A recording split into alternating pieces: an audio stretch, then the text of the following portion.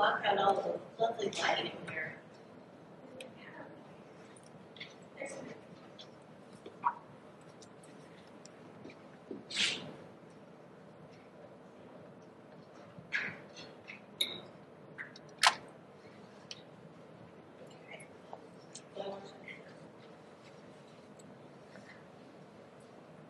Enliven wrote stories, the lasting connectedness between generations, as sure as genes or upbringing or place.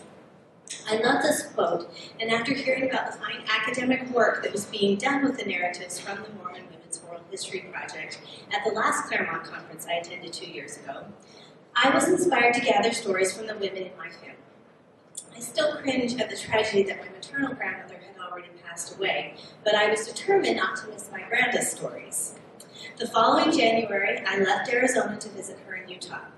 My husband and grandpa took our children for a few hours to go find the kind of mischief that only 3 generations of men in Utah in the winter can find, so Granda and I could sit together with a digital recorder and document her stories. I will always cherish those stories and that time we spent together as I came to know her and love her mother and grandmothers even deeper. Because I have my grandmother's stories, I think I am better able to run with it, the theme of our keynote today. My grandma defines it as our imaginations, the duties we have, the desire to serve. I would add it also as our longing to grow in wisdom, in empathy, and understanding.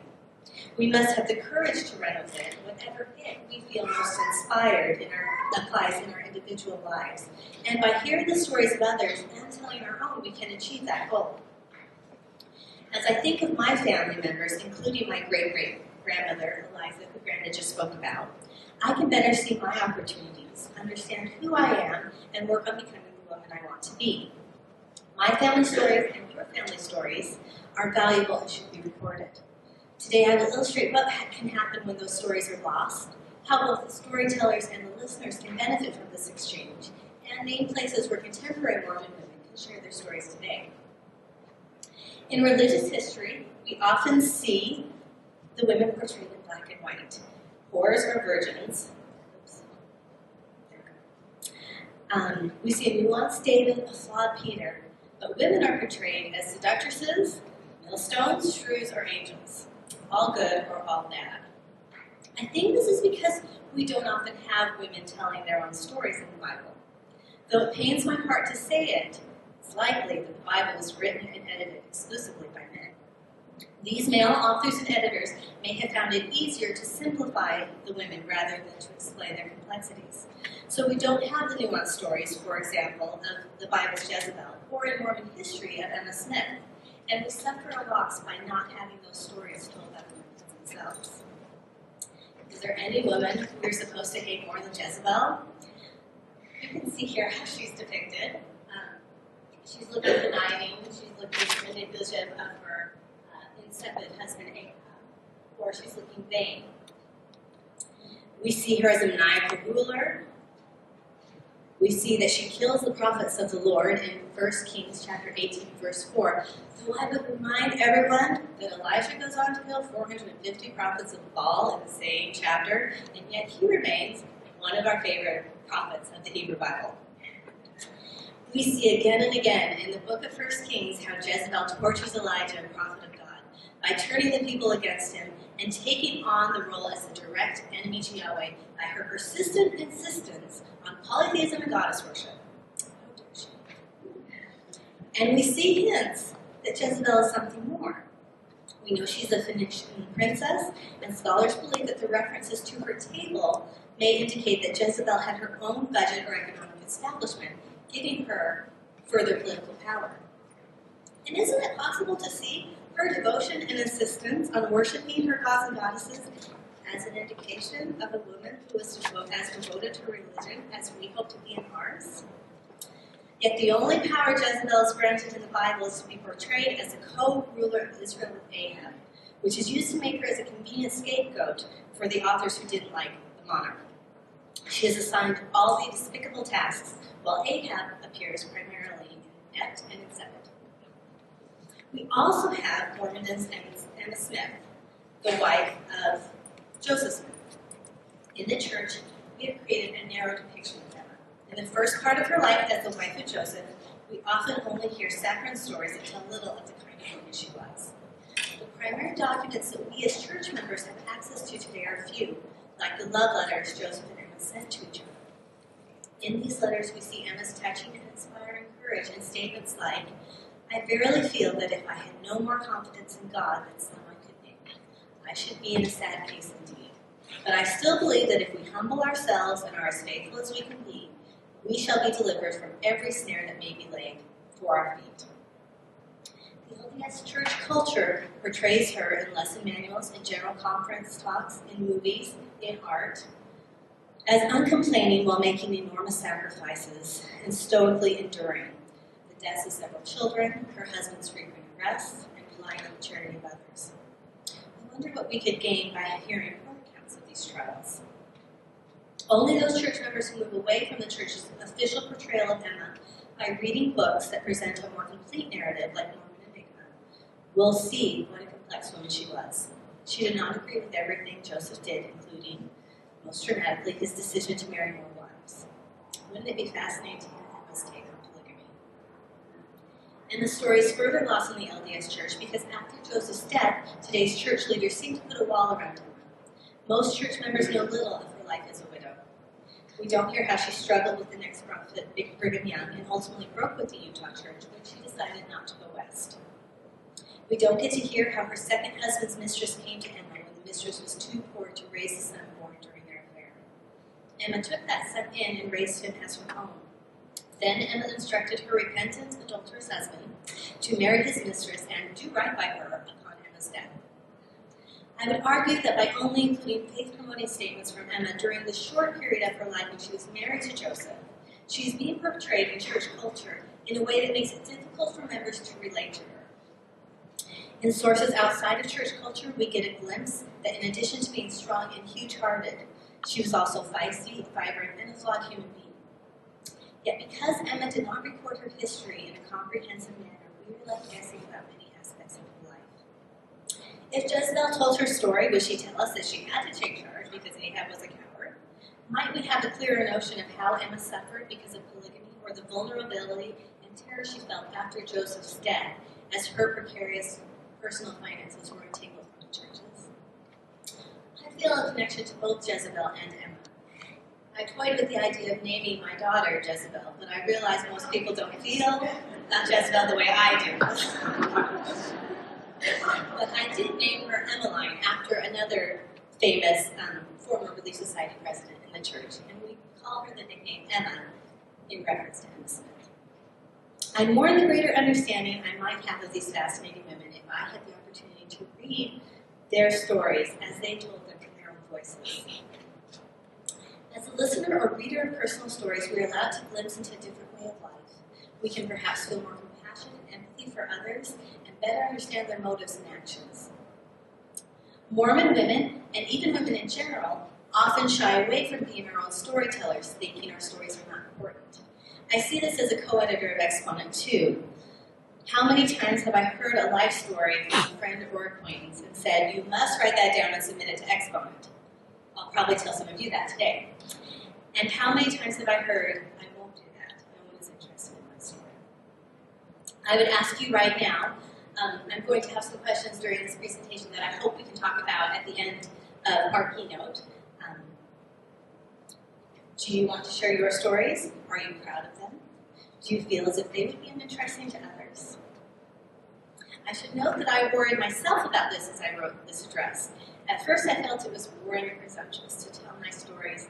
Why would you particularly care how I chose my graduate program or why I left the job I had right out of graduate school? But I believe that as we become the storytellers, we reflect and gain new insights about our own lives.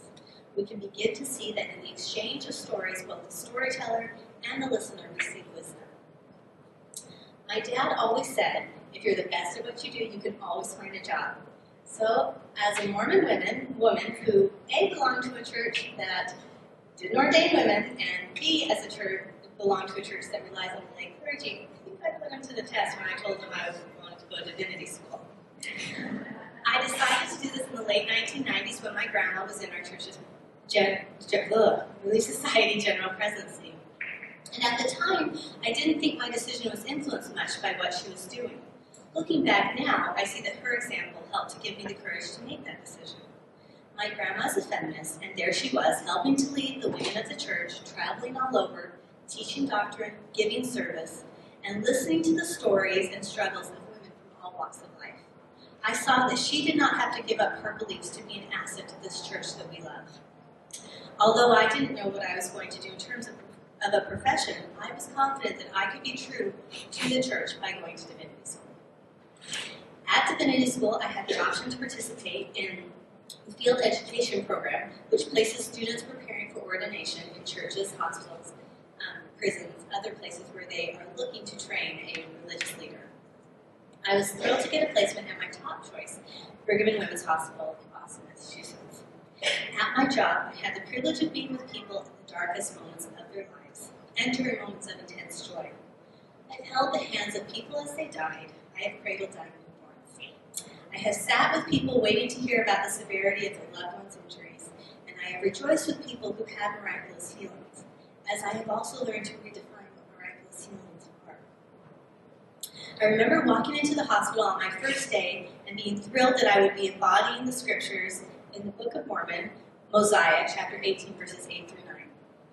Now is your desire is to come into the fold of God and to be called his people, and are willing to bear one another's burdens that they may be light. Yea, and are willing to mourn with those that mourn, yea, and comfort those that stand in need of comfort. I feel indebted to the chaplaincy staff there. I could say that going to my office each day sounded like the beginning of a joke. So an imam, a rabbi, and a priest are sitting together. But these staff members taught me universal themes of spirituality, and they showed me through their examples how to let my differences be an asset in my church community, and how to deal with my spiritual struggles in that church community. I watched my Muslim friends struggle to connect with patients after 9/11, where people judged them by the color of their skin and the way they dressed. I watched my Catholic friends deal with the issues of women in the priesthood that so mirrored my own experiences.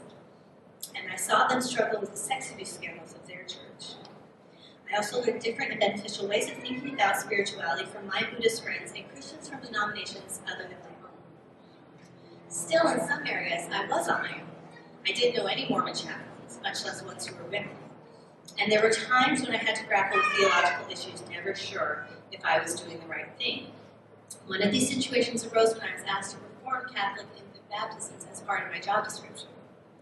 Because Brigham and Women's has one of the largest neonatal intensive care units in New England, the chaplaincy staff deals with a lot of stillborns and babies that die soon after birth. Living in a predominantly Catholic city like Boston, this meant that we were often called on to baptize babies. While Vatican II has refuted the belief that babies who die before being baptized go to purgatory, many Catholics still believe this. And I met with a few parents who were desperate for the ritual. As a Mormon woman, I was reticent to perform this ritual because my church taught me that these babies would go straight to God. There was no need for baptism. I also was uncomfortable because even though the Roman Catholic Church does not require a person to be ordained to perform the rite of baptism, in my church, the ritual is done by people, men, who hold the priesthood. I knew that by performing baptisms for another church, I would be questioned by other Mormons who would feel like I was leading people astray by saying she needed this form of baptism. Still, as a chaplain, trying to support grieving families, I wanted to do whatever I could to ease their pain. And I knew the power of religious rituals to bring comfort and the presence of God into a room that was full of sorrow. I was also terrified of being in a tragic situation and having to explain my seemingly minor issue in the midst of that difficult time. One of the most painful conversations I have had about my career choice was when a Mormon male friend of mine enthusiastically tried to convince me that I should not baptize his babies because by doing so I was participating in priestcrafts. He left his room to grab his Book of Mormon and proceeded to read me scriptures defining priestcrafts and what happened to those individuals who participated in them. I don't think he realized how hard it was for me, someone who is not permitted to have the priesthood, to be told that this other way that I had found to express my pastoral authority was wrong and sinful. My husband was concerned too, and we argued for months about whether or not I should baptize babies. My husband, you must understand, loves nothing more than a good argument. He will often argue an opinion he doesn't agree with or even believe is defendable just to see if he can get you to change your mind. It was incredibly frustrating to hear him say, yes, you should be allowed to be baptized, but no, you shouldn't be baptized in this case. Fortunately, my colleagues at the hospital were patient and understanding while I tried to figure out what to do. Chaplains are only permitted to baptize babies that will not live very long. If there's a chance that the child's parish priest can make it to the hospital, we wait. Better yet, if there's a chance that the child can be baptized in her church with her community, we do not do this ritual because, as in the LDS Church, the Catholics believe that baptism is not only a chance to wash away sins, but a ritual that welcomes a child into her church community and begins her religious life. After much prayer and thought and discussion with my supervisor, my good friend was a Catholic nun who could identify with the issue of priesthood authority that I was facing. I decided what I would do to bring comfort to these families and to assuage the concerns of Mormons who felt like I should not perform this ritual. I realized that as a Catholic priest had taught me the way to perform a baptism, I could teach a baby's parents how to perform this ritual. What better gift could I give to a mother or father than to give them a memory of sharing what would most likely be the only life ritual they would have with this child? The first time I did this, I remember a young father looking at me, dumbfounded, when I asked him if he wanted to baptize his 28-week-old son who had not been responding to medical treatments and had only hours to live. After explaining the ritual and putting the water in his hands, I asked him again if he wanted to do this or if I should find someone else. He said he did, and as tears streamed down all our faces, this baby's mother cradled her dying son, while his father softly said, I baptize you in the name of the Father, and of the Son, and of the Holy Ghost. Though I longed to perform the baptism ritual, I saw in that moment that this was the right thing for me to do. This story has profound meaning for me, as I struggled with the issue of whether or not to baptize. I found a way to serve in a ministerial capacity while staying true to the current stance of my religious tradition. And by finding another way, I was blessed with a sacred moment with this young family, as we worked to find peace amidst the tragedy of losing a child. So some more questions to ponder. What stories of difficult decisions do you have as you've navigated your faith or your family or your conscience? How can your stories enrich your life and bless others? Our church's structure offers us a unique opportunity to share our stories. First, our congregations are organized by geographical boundaries. In many areas of the world, this creates worlds with diversity in age, race, and socioeconomic groups. The church also makes a space where stories can be shared by having local units led by lay clergy. Without formal pastoral training, and because we often teach from what we know, many of us rely on our life experiences to teach gospel principles. In her essay, Myrtle, Laurel Thatcher Ulrich, a Mormon scholar, talks about her deep relationship with the woman she is called to visit teach. Here we see Laurel, a young mother from Idaho with 5 children working on her PhD, and how she came to love Myrtle, a thrice-widowed, destitute convert to the church living in New Hampshire, who cleaned houses until she was too crippled by age to continue. Laurel talks about Myrtle's losses and triumphs and how she shared her life story with Laurel.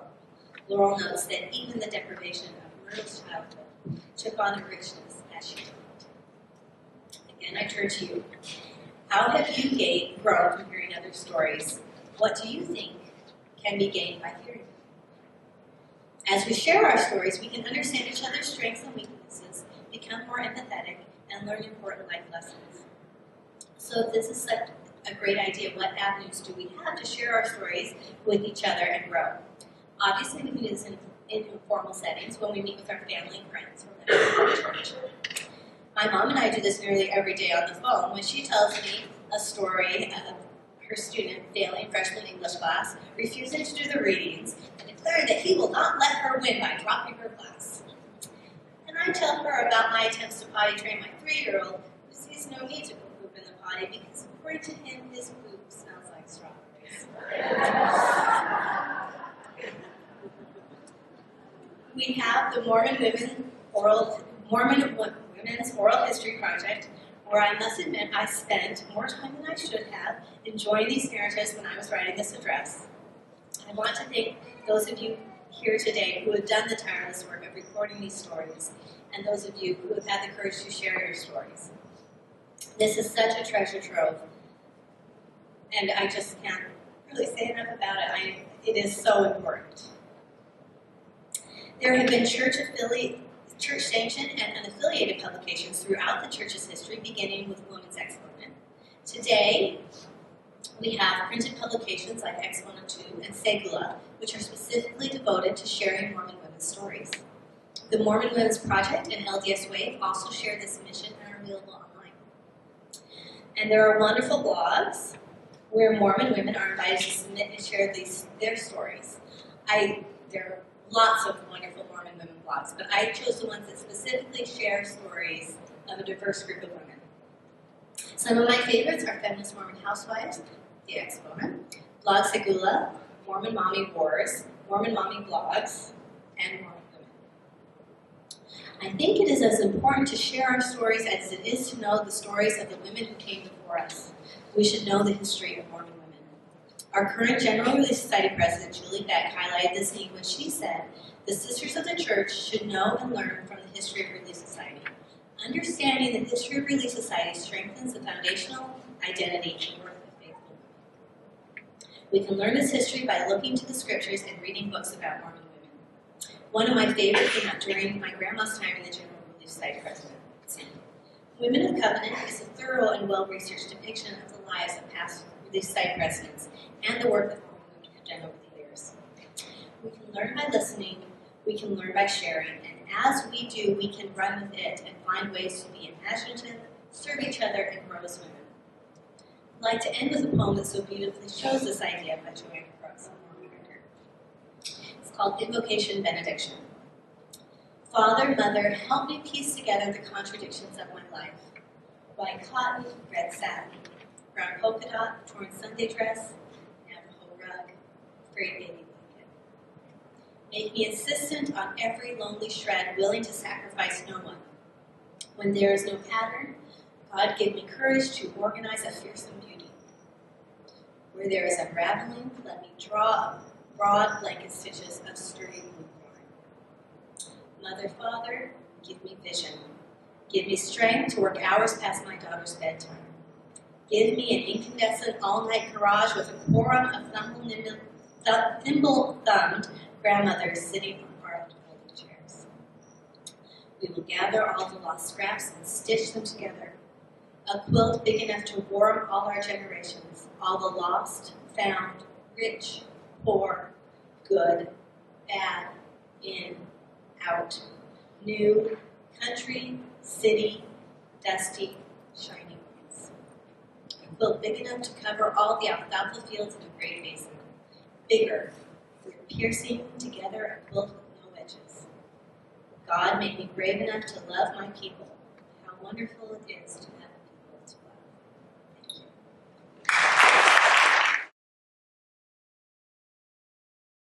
Thank you. And there, speak up. Seems to me that when like you were called to give the floor, President Monson must have known who you were and your past accomplishments. You should have a theme that you were called specifically to bring the feminist viewpoint to general work.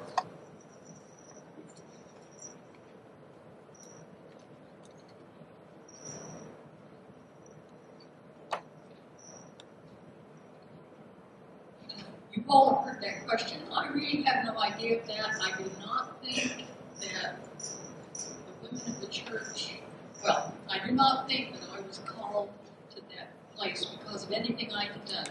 If they had paid close attention to what the Gender and Justice Task Force said to churches, I would not have been called.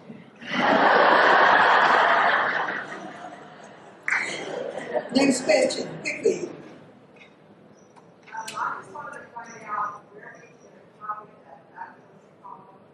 Says by It's in the winter edition of the last publication of Exponent.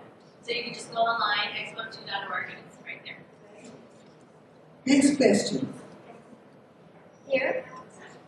Here? Here. Okay, Melissa. The fall age woman in the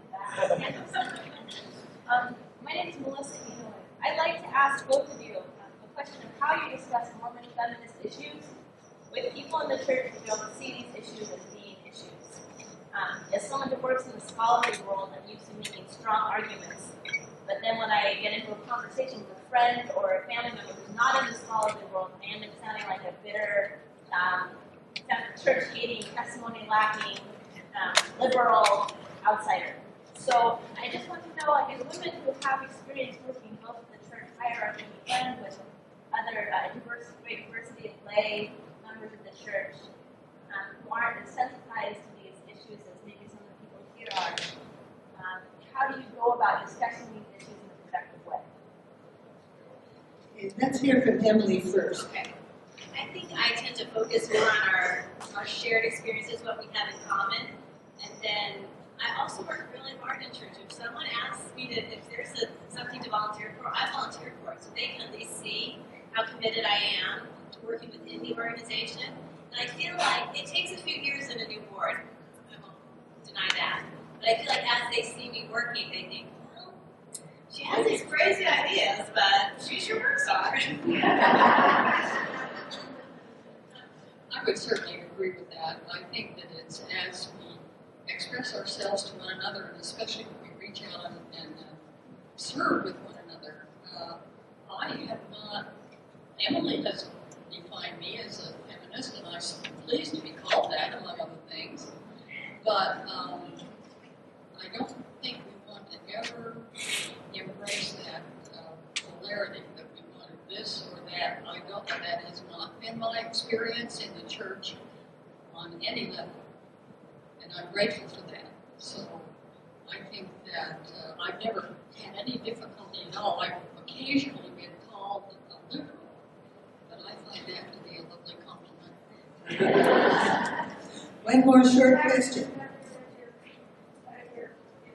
The proclamation of the family, I believe, was issued under your presidency. Am I correct?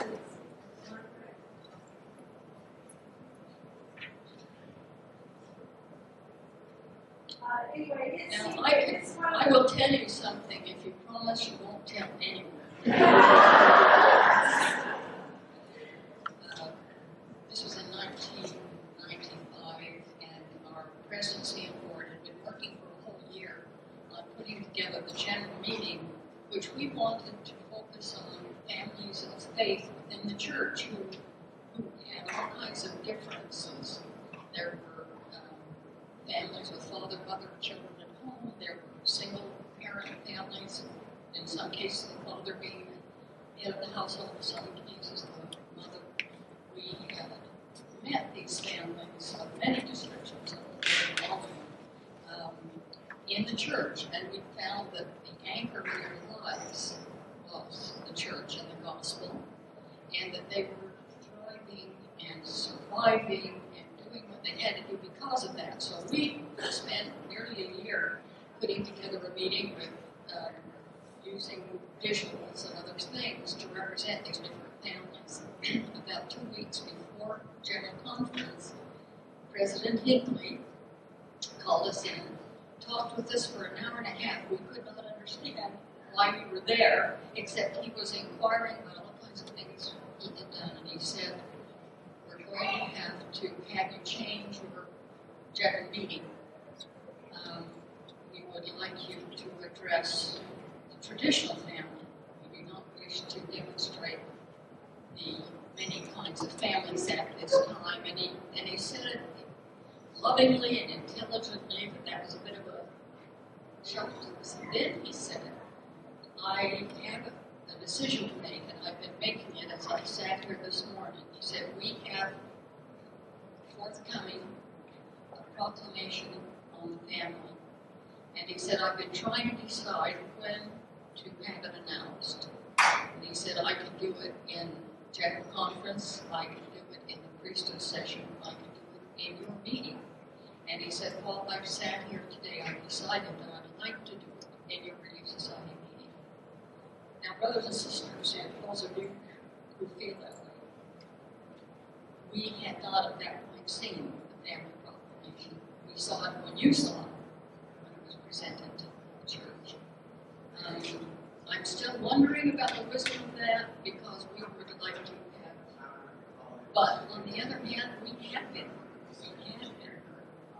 many levels. But it was done in 1995 while we were in the general crisis. And folks, you heard it here first. Now that's going to be all You're the not time. to tell anyone.